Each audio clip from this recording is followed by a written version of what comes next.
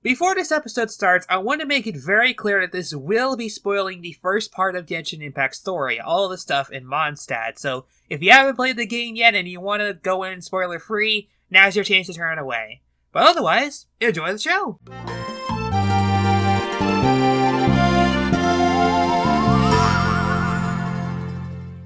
Hello, Internet, and welcome to the SwirlyCast, the only audio show that can be enjoyed by humans and yokai alike, and is the subject of spending so many intertwined fates to get that 5-star character to come home. But luckily for you, your 5-star host has finally arrived. And his name would happen to be Komasan, and he thanks you for taking a few minutes out of your day to come hang out. And with formalities out of the way, what is on the mind today? Aside from doing a unique intro for this episode, we are going to be speaking about Genshin Impact. Now, if you've taken notice to the fact that I used Genshin in one of my thumbnails, it's no secret, I love the game. And this is actually a first for this show. We're actually talking about a game that technically is not finished. What do I mean by this exactly? I mean in the fact that at the time of this video's release, Genshin Impact 2.3 is going to be coming out with brand new events, and brand new characters and all that kind of stuff, but we're not going to worry about all that for a very long time, at least not until we get to the Inazuma section of Genshin, which won't be for a few episodes, but you know, today we're going to be taking things nice and simple, and we're going to be talking about the prologue of the story in the location known simply as Mondstadt.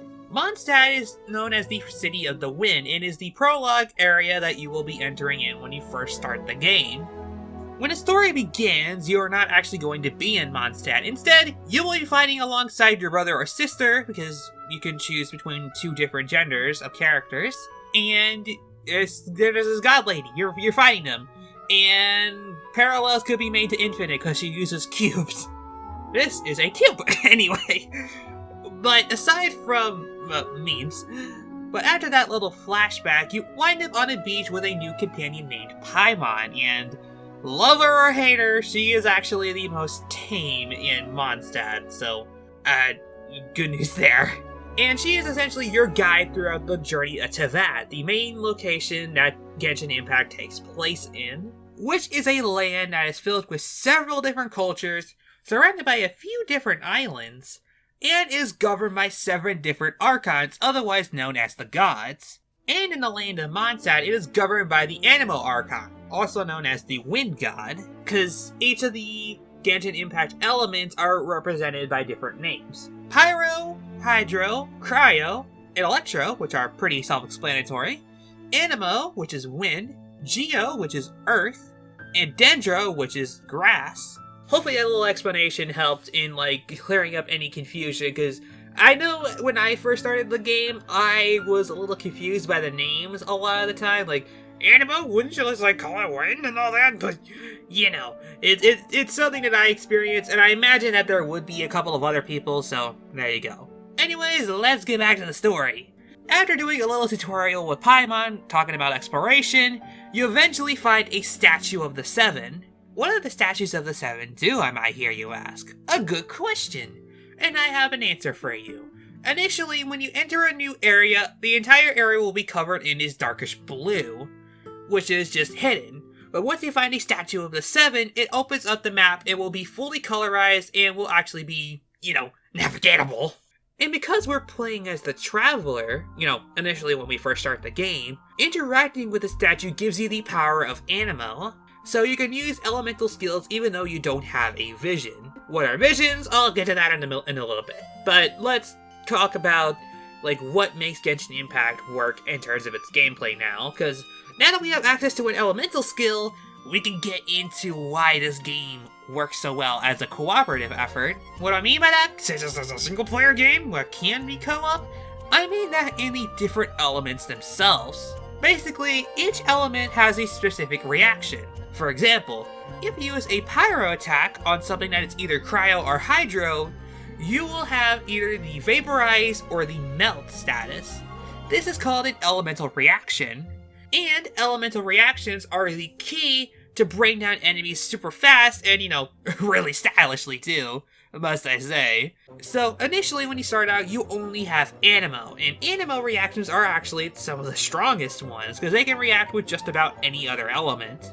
So, say for example, you're fighting a fire enemy, you could set the ground on fire with a well-timed tornado attack, which is your elemental burst as the Traveler, and there you go.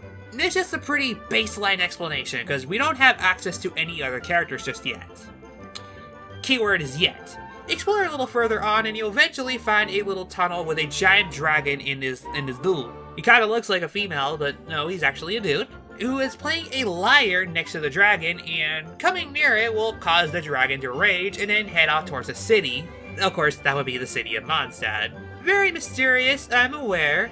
Eventually, after exploring a little bit more and heading towards the city, you will find yourself getting trapped by a character known as Amber, and she's the outrider for the Knights of Favonius. Essentially, it's just a guard force for the city of Mondstadt. And after a little brief little convincing, she actually joins your party. Like, yeah, it's that simple. You get a 4-star character for free, and that's how you get started. Amber is a pyro character who has a vision. Unlike the Traveler, every other character that you can play as has a vision, and that grants them access to different elemental powers. In Amber's case specifically, that's the power of pyro. So, yeah, I like her. And she also is a wielder of the bow. But you're not limited to just using swords and bows as your main method of attacking without your elemental powers. Much like how Amber can use a bow, there are different types of weapons as well. There's the polearm, which is essentially just a giant spear, the catalyst, which automatically shoots out elemental attacks without having to use your skills or your burst, and the claymore, which is just a giant freaking sword. So, there's a lot of variety for each and every character, and each character has their own unique weapons that you can either pull from the weapon banner or try and craft on your own. But enough about, like, all this other technical crud, let's get back to the story.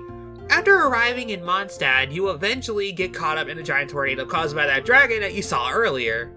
You end up fighting it, and then you get crushed into the ground. Personal story real quick. I actually got softlock on this stage back when I was playing on my old computer.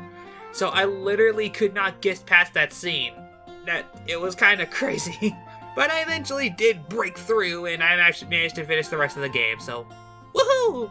But aside from that, and, bad computer toasters aside, afterwards you find yourself heading to the Knights of Favonius. And this is where the main game opens up a little bit more. You have 3 different trials now with 3 different characters. Amber, Kaya, which is a cryo user, and Lisa, which is a Electro user. They'll teach you more about elemental reactions as you go on, teaching you about the cryo reactions and about the electro reactions.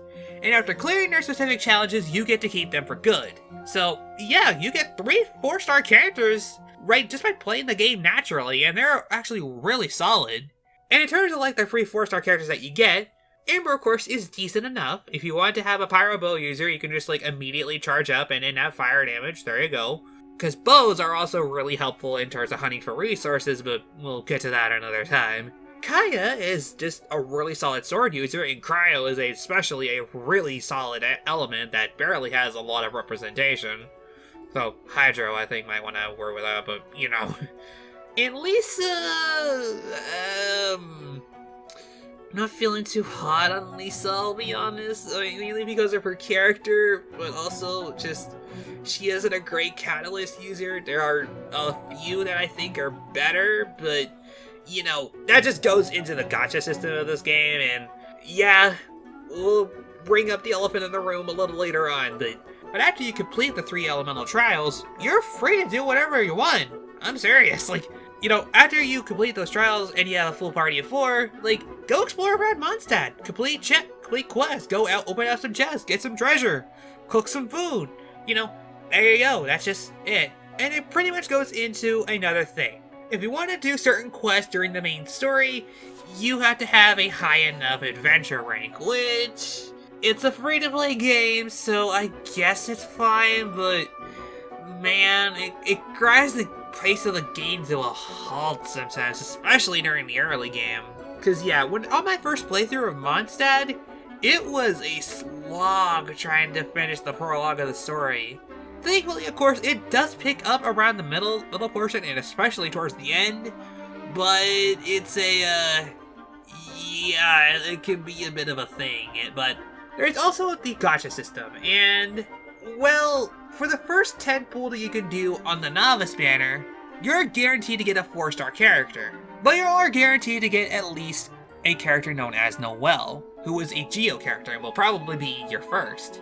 I personally got another 4-star character known as Sucrose, and she has been my main Animo user for a very, very long time. Her support capabilities are really strong, and she works with just about any party, because just Animo elemental reactions are just so strong.